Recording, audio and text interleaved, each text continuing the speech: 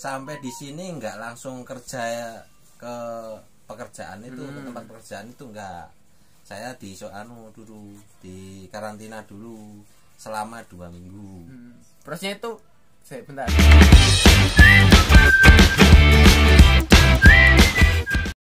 Yo, halo saudara-saudara.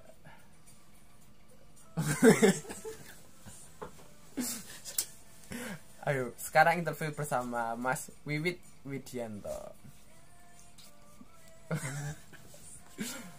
Halo Mas Wid, gimana kembali ke Jepang itu rasanya gimana? Udah tahun di Indonesia. Setahun di Indonesia ya. Itu kembali ke Jepang itu rasanya senang. Kenapa? Maksudnya kenapa? Ya kenapa kok bisa seneng? Maksudnya balik lagi. Ya karena uang di Indonesia itu udah habis. Jadinya bisa kembali ke Jepang itu membuat hatinya senang. Nah, ini kan berhubung ya situasinya lah, kondisinya lagi ada COVID-19, jadi perekonomian di Indonesia, cari kerja di Indonesia pun juga sulit. Jadinya mau bisa kembali ke Jepang lagi kan gimana ya, perasaannya itu ya seneng lah. Kembali ke Jepang itu tujuan kedua berarti ini. Ya. Tujuan kedua itu apa? Tujuan kedua itu ya mau ngumpulin uang lah. Ya, tujuan pertama dulu. Nah, tujuan pertama kemarin kan ya itu buat investasi. Investasi ya beli apa ya namanya? Tanah. Ini lemah. Ya, beli tanah. Ya alhamdulillah sama bisa buat bangun rumah. Nah, untuk rencana yang kedua ini, tahun kedua ini ya mau ngumpulin uang dulu, entah mau buat apa nantinya belum kepikiran. Rapi apa? Nikah ya nikah nanti lah, pikir belakangan kalau sudah pulang. Tapi udah ada calon? Ya alhamdulillah. Iya, selamat. Tahun berarti balik lagi berapa tahun di Jepang? Ini saya yang 2 tahun ini. Saya ambil 2 tahun. Berarti 3 tahun terus 2 tahun. Ya, ambil 2 tahun ini. Pertama itu 3 tahun. Habis kontrak kan. Ya, di rumah setahun itu, kembali lagi ini 2 tahun, ambil 2 tahun.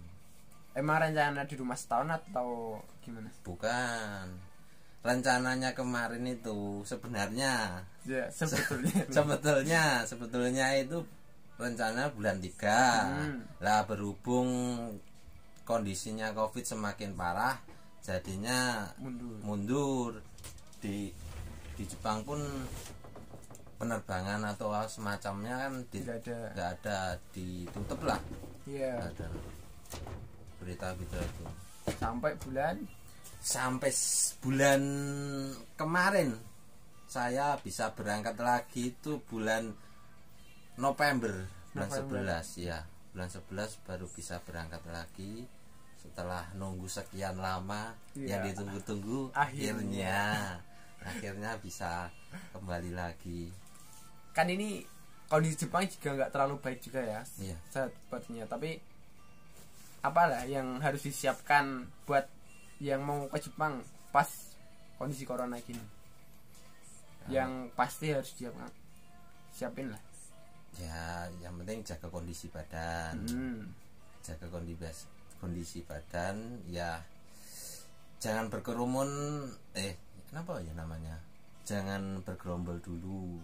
Di Indonesianya. Nah, di Indonesianya. Isolasi lah, mandiri 14 hari ya. Iya.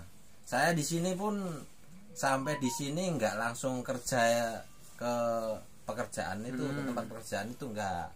Saya di dulu di karantina dulu selama 2 minggu.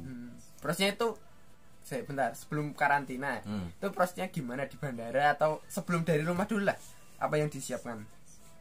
Dari rumah itu saya ya biasalah persiapan khusus, maksudnya di pas corona ini lah. Apa yang harus disiapkan di rumah itu yang persyaratannya yang harus dari pemerintah atau gimana itu? Oh, syaratnya itu dari Indonesia harus membawa surat pernyataan surat hasil tes swab dulu. Jadi nggak bisa langsung berangkat. Itu nggak bisa, harus menyertakan hasil swabnya dulu ya. Kalau sudah ada hasil swab baru bisa berangkat. Tapi kalau hasil swabnya itu positif corona itu nggak bisa, harus perawatan dulu. Iya, perawatan dulu baru bisa berangkat. Gimana nanti hasilnya? Berarti cuma butuh tes swab itu. Ya, swab yang paling penting itu swab. Nah, setelah sampai di bandara Jepang pun sama, di rapid dulu. Rapid. Ya, kondisinya gimana, negatif atau positif. Kalau negatif ya langsung dikarantina. Kalaupun positif pun dia juga dikarantina. Itu swab atau PCR? PCR. Jepang. Ya, di PCR. PCR bukan apa rapid, tapi PCR. Ya sama aja loh. Beda. Kalau rapid test itu cuma pemetaan, dia itu hasil cepat dia corona atau enggak. Tapi kalau PCR itu dengan alat itu tuh. Enggak, namanya apa ya? Tapi bedanya gini loh, kalau di Indonesia itu gosipnya ya, PCR itu di bandara itu belum bisa. Langsung di PCR gitu, langsung kan PCR itu yang akurat ya 100% lah kayaknya. Kalau yang rapid kan cuma 60 sampai 80%. Berarti mungkin saya salah ya. Iya. Nah, itu kayaknya hasilnya pun cepat nih. Ya. Jadi cuma nunggu 1 jam itu sudah sudah tahu hasilnya negatif atau positifnya. Soalnya beda juga teknologi. Tahukah Indonesia sama? Mungkin. Ya itu yang pasti. Soalnya kemarin lihat berita banyak komplain juga dari Indonesia, dia bawa surat tes negatif, tapi di Jepangnya dia positif. Dan beritanya itu terakhir tuh menempati posisi ketiga paling banyak. Oh iya, daerah 20 orang itu kayak. Yang pertama itu 17, terus nggak tahu itu dari ada kan yang 3 teratas itu dari Bangladesh, Sri Lanka, terus Indonesia itu nomor 3 yang paling banyak. Ya harus jaga-jaga lah. Ya meskipun dari Indonesianya kan negatif. Tapi kan di perjalanan itu kan nggak tahu. Bisa jadi dari perjalanan itu sendiri. Jadi bagi yang mau berangkat itu ya waspada lah. Dari Indonesia itu satu pesawat berapa orang? Kalau kemarin ya saya itu sebenarnya saya berangkat ke Kaisaran ke pekerjaan ini ya. Ini 1 orang, tapi di bandara itu ketemu banyak orang sih, Indonesia juga. Udah banyak berarti. Ya, banyak juga. Bukan cuma 1 orang, bukan saya aja. Enggak, satu pesawat itu 20 kah 50 atau full? Ya, lebih banyak itu. 50 ada. Berarti, 1 pesawat itu ada. Udah banyak ya. Kemungkinan tertular di situ jadi ya bisa jadi. Terus abis itu kan di bandara itu selain rapid test apa lagi? Di bandara cuma rapid test ya doang. Iya, rapid test itu. Habis itu ya habis rapid test hasilnya gimana, positif dan negatifnya. Kalau alhamdulillah saya negatif. Jadi saya juga dikarantina dulu selama 2 minggu. Walaupun negatif ya? Iya, walaupun negatif. Jadi ya nggak di gimana ya, nggak jadikan satu lah. Ruangannya itu jadi ruangan 1 orang, jadi nggak boleh bergerombol juga ya. Iya. Itu ada yang positif nggak seberangkatan sama? Apa nggak tahu? Alhamdulillah kayaknya nggak ada kayaknya. Kayaknya sih, saya juga nggak begitu paham sih. Kalau teman-teman saya yang sama berangkat kemarin itu nggak ada, alhamdulillah nggak ada. Tapi yang tetap beda-beda. Ya beda tempat. Jadi beda tempat apa, karantina pun juga beda. Itu karantina 14 hari itu gimana? Gak, kalau di Indonesia kan cuma berapa hari, 3 hari atau seminggu itu kayaknya. Kalau di sini full 14 hari. 14 hari. Jadi saya itu berangkatnya tanggal 26. 26 kok kok 26, 25. Mm-mm. 25. Terus sampai sini 26. Nah, di karantina selama 2 minggu. Nah, kemarin itu tanggal 11 ya. 11. Ya, 11 itu baru pergi ke tempat Kerja. pekerjaan ya, pekerjaannya. Itu di karantina itu bisa keluar nggak? Lah, ya ini yang bikin di karantina itu nggak boleh keluar ya, namanya juga karantina. Bener kan, karantina nggak boleh keluar.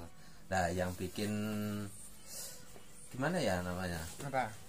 susah itu nggak boleh keluar pun ya itu wajar, tapi kok ya ini sampai nggak boleh buka pintu Sama sekali nggak boleh. Itu buka jendela aja nggak boleh. Nah, terus makanya Ya cuma kalau makanya itu kan saya di karantina selama 14 hari lah. 1 minggu itu diberi makanan lah, bahan makanan. Iya, bahan makanan mentah lah, diolah sendiri. Suruh masak. Ya, itu hari Kamis. Setiap hari Kamis itu sudah ditempatin di apa ya namanya? Gagang pintu. Dicentelin. Oh. Ya, itu namanya apa ya? Dicendelkan.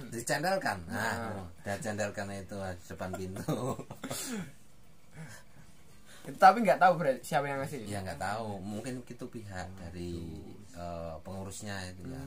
Ada ya. Oh, jadi tuh beda lagi, pihak dari bandara itu udah lepas tangan, nggak ada Yaudah. sangkutannya sama yang pas karantina. Ya beda lagi. Bahan makannya apa aja? Ya, bahan makanannya kalau di yang saya alamin kemarin itu ada wortel, loba, daging sapi, enggak, Enak. daging ayam. Ayam. Ya, daging ayam sama telur sama kobis. Nah, itu dibuat 1 minggu. Pokoknya ya itu cukup nggak cukup ya, semisal 1 minggu. Itu monoton itu terus. Iya, monoton. Makan itu terus. Masak apa? Siapa nih? Sampai Ya, masaknya dengan bahan itu. kalau bahannya seadanya bahannya. Jadi juseng nggak? Iya, Campur. namanya masak ya kayak gitu. Enak nggak enak kan dimakan sendiri. Iya. Nah, Benar. enak nggak enak makan sendiri. Jadi nggak apa-apa lah. Cuma 2 minggu juga. Iya. Lah, itu nggak dikasih bumbu atau kalau bumbunya bumbu gimana? dari Indonesia itu sudah dibilangin, katanya suruh bawa perlengkapan sendiri, bumbu-bumbu, ya perlengkapan mandi juga Iya. semua lah. Bawang berambang? Iya, Bawa sendiri. bawa sendiri. Iya. Bawa sendiri. Jadi cuma di tempat karantina itu cuma dikasih bahan pokok, bahan mentah itu tadi. Bawang bombay kasih. Ya, dikasih Minyak itu cuma sedikit ya. Tahu nggak botolnya seberapa? Nah, itu cuma setengah buat 2 minggu itu. Masya Allah. 2 minggu ya. Berarti goreng itu Jarang. Wah, karantina susah. Susah. Nggak enak. Bisanya ya cuma makan, tidur, sama ya internetan itu. Ya untung aja di sana disediain internet. Itu semua disediain internet atau enggak? Kalau itu nggak begitu paham ya. Kurang tahu saya. Ya untung saja itu ada internetnya itu. Tahu sendiri kalau nggak ada internet gimana zaman sekarang. Susah. Mau hubungan aja ya susah. Terus habis 14 hari itu dinyatakan bebas, boleh kemana-mana atau gimana? Atau dari pihaknya itu udah selamat, kamu sudah menempuh 14 ya hari. enggak gitu bang. Wajah kebayang loh. Ya enggak. Ya kalau kan dari selama 14 hari kan juga kasih kertas. Kertas itu setiap hari diukur suhu tubuhnya. Seumpamanya ada keluhan atau apa nanti ya ditulis lah. Tapi yang nulis sendiri? Ya sendiri. Ada keluhan apa? Nanti kalau ada keluhan kan terus lapor. Nah gitu. Berarti itu bohong pun nggak tahu ya? Nah? Seumpama suhu tubuh 35 ditulis 31 gitu. Ya bisa. Ya bisa. Buat safety dirinya. Tapi saya nggak suka bohong. Oh iya. Sama buat safety dirinya. Saya biar aman lah gitu. Tapi ya orang lain contoh orang lain. Nah bisa lah. Tapi saya di sana sekali ya saya ditegur. Gimana? Kan aturannya kan nggak boleh buka pintu atau buka jendela. Lah saya kan kepikiran toh saya kan lantai paling atas sendiri. Nah nggak ada orang juga. Nah saya buka pintu, inisiatif buka pintu ya, seenggaknya ada udara segar itu kan.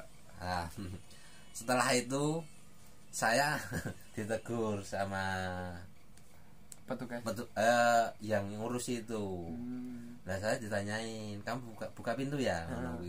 Enggak ya sebenarnya saya memang buka pintu. Nah tapi kan pikirku kan nggak ada orang kan ya, berarti ya nggak ada yang tahu lah. Ternyata dipantau terus. Ada pengawasnya. Ya, mungkin ada pengawasnya. Nah itu pengalaman. Jadi orang bagi yang berangkat ke sini di karantina ya ikuti aturan aja. Daripada jangan sampai seperti saya kena tegur. Nah itu aja. Kasian. Ya nggak jane nggak apa-apa, cuma ditegur aja. Ya. Besok lagi nggak boleh kayak gitu. Nggak boleh. Terus selama 2 minggu ngapa-ngapain tuh gimana perasaannya? Membosankan. Bosan. Ya, bosan. Tahu sendiri. Iya. Nggak ada temen. Sendirian. Bisa Oh, stres ya? Ya kalau lama-kelamaan bisa stres itu. Iya. Untung aja cuma 2 minggu. Iya. 2 minggu. Jadi karena corona ini susah ya, Mas? Ya menurut saya susah. Kondisi ekonomi pun juga susah. Iya. Ke Jepang lagi tuh bayar lagi nggak? Kalau saya tetap bayar ya, mungkin bayar ya namanya ada apa ya? Ya ngurusi apa namanya? Ya pengurusan dokumen-dokumen dan pengurusan dokumen-dokumen itu ya tetap bayar. Berapa? Kalau dari 7,5. 7,5. Ya, 7,5. Itu berarti sampai itu bukan yang Toku Tegino tapi yang 3 tahun nerusin 2 tahun lagi. Ya saya sebenarnya ya Kensu sih. Bukan Tokute. Itu dulu kenapa nggak ikut yang Tokute? Soalnya yang kebanyakan ya yang di sini yang saya tangkap itu dari 3 tahun langsung ke Tokute itu agak mudah pas corona ini. Soalnya nggak ada yang masuk, kayak susah yang masuk. Terus mereka butuh orang yang sudah berpengalaman dan bisa didatangkan cepat ke Jepang. Gitu. Nah kan saya dulu kan sudah. Jadi sudah ada perjanjian. Oh iya. Saya sudah ada perjanjian sebelum pulang itu saya mau kembali lagi. Sebenarnya kan bulan 3 tadi. Ya, bulan 3. Tapi kan berhubung corona ya diundur sampai sekarang. Kecewa nggak? Nggak bisa Tokute. Kan beda bayaran, beda kesempatan, beda banyak lah bedanya. Kalau masalah kecewa sih enggak, itu namanya juga rezeki ya, rezeki orang itu enggak ada yang tahu ya, ada yang baik ada yang buruk rezekinya itu. Ya yang penting disyukuri aja. Toh nanti ya udah ada yang ngatur. Iya. Kalau setahun kan nganggur setahun di rumah ya, ngapain aja? Karena kegiatan saya. Iya. Kegiatan saya itu nggak ngapa-ngapain. Ya cuma bantuin orang tua lah. Hmm. Cuma bantuin orang tua ke Sawah. sawah. Hmm. Ya sawah itu enggak ya apa-apain. Udah iya nggak kerja, saya nggak kerja. Nggak kerja. Ya saya nungguin, cuma nunggu ya nunggu keberangkatan ke Jepang itu kapannya. Terus itu dulu nggak ada planning apa kalau di rumah itu selama berapa bulan itu mau buat bikin rintis usaha lah dikit-dikit tuh. Ya sebenarnya ada. Dulu itu sempat kepikiran pengen kumpulin uang kan kemarin itu. Nah itu mau buat usaha, tapi kan ya mungkin gimana ya, nggak sesuai harapan lah.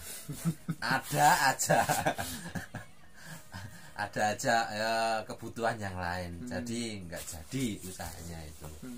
Jadi tapi itu masnya udah planning saya buat usaha kecil terus saya tinggal ke Jepang lagi biar dilanjutin orang lain atau gimana? Dulunya ada, tapi ya aku mau sudah buat kebutuhan lain, jadi nggak jadinya itu loh. Itu nggak jadi. Apa usahanya biar membuka inspirasi Ya cuma rencana aja. Cuma rencana ya, namanya orang kan punya lah namanya masa depan, punya rencana yang kedepannya itu kemana, nggak monoton kayak gini terus. Ya punya pastinya lah. Mas Imam pun juga punya. Dong jelas. Nah saya itu punya rencana dulunya iya ini ya dulunya mau bikin ternak ayam kampung, bukan ternak ayam potong, ayam pedaging. Potong, ya pedaging itu. Ya meskipun kecil-kecilan dulu berapa ribu itu nggak kecil lagi. Ya namanya ayam potong kan pasti itu berapa ribu, nggak mungkin berapa ratus kalau ikut PT loh. Nggak mungkin. Tapi itu sama sekali belum nyicil kandangnya ya, atau ini belum, sudah habis. Nah, modalnya sudah habis. Jadinya nggak ada, nyicil-nyicilnya pun nggak ada. Baik, planning gagal total. Nah ini ya mungkin untuk ya keberangkatan yang kedua ini kemungkinan ya moga-moga apa namanya impiannya bisa tercapai. Selain ayam, kalau selain ayam saya belum kepikiran. Berarti cuma pengen usaha ayam itu. Ya. Soalnya saya lihat itu kalau ayam pedaging kan kayaknya menjanjikan. Di bagian mananya? Bagian penjualannya. Ya. Nah, kan setiap bulannya kan pasti udah diambil. Nah, kan pasti ada selalu ada pemasukan setiap bulannya itu. Yang bikin saya harganya pun ya namanya harga gitu ya bisa naik turun. Tapi ya itu kalau menurut saya ya ayam pedaging itu pengeluaran lebih banyak di pakannya. Tapi kan ikut PT. Ya. Nah, ikut itu kan udah ditanggung sama PT. Kita kan cuma memelihara aja. Lah, nanti kan bagi hasil gitu. Jadi kita nggak ngeluarin uang sendiri buat beli pakannya, itu nggak sendiri, ikut PT. Nah, yang saya belajar sama temen saya itu. Nah, terus masalah yang lain, kandang dan wilayah sekitar gimana? Itu cari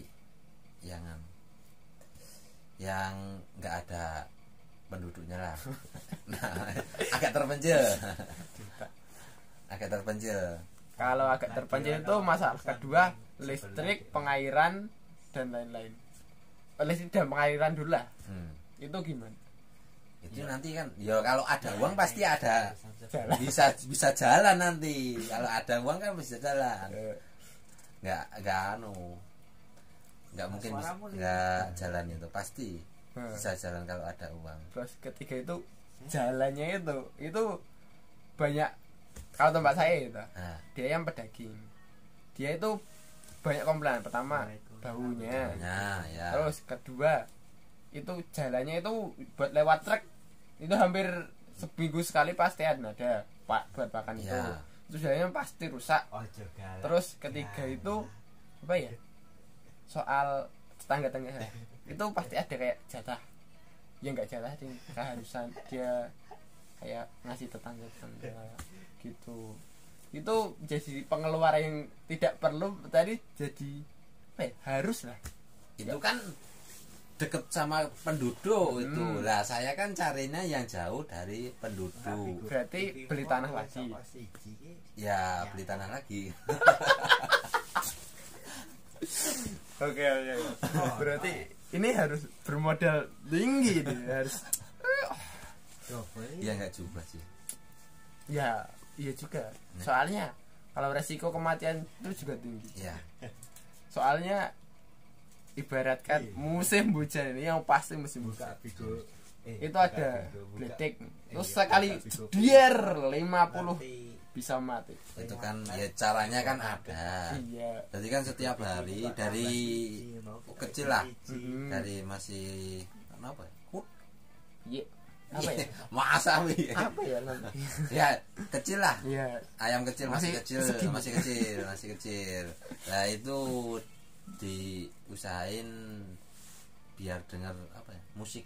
Nah musik itu nanti kalau ada suara yang mengagetkan kan jadi nggak kaget, ayamnya kan nggak stres. Nah caranya kayak gitu dari yang saya pelajari dari teman. Ini ilmu baru, saya nggak tahu. Saya benar itu tetangga saya itu dulu tiap musim hujan itu dia pasti repot dulu. Soalnya ada geledek itu pasti itu banyak yang mati. Itu cuma geledek, belum kepanasan pas musim panas. Kalau kedinginan sih dia kasih kayak di sini dibakar berambut. Bakar berambut. Terus penjualannya itu kan ikut PT juga ya? Ya sama PT, namanya juga itu PT. Penjualan sama dari awal lah sampai akhir pun ya PT. Kita cuma memelihara itu kan. Iya. Itu belajar sama temannya itu. Ya.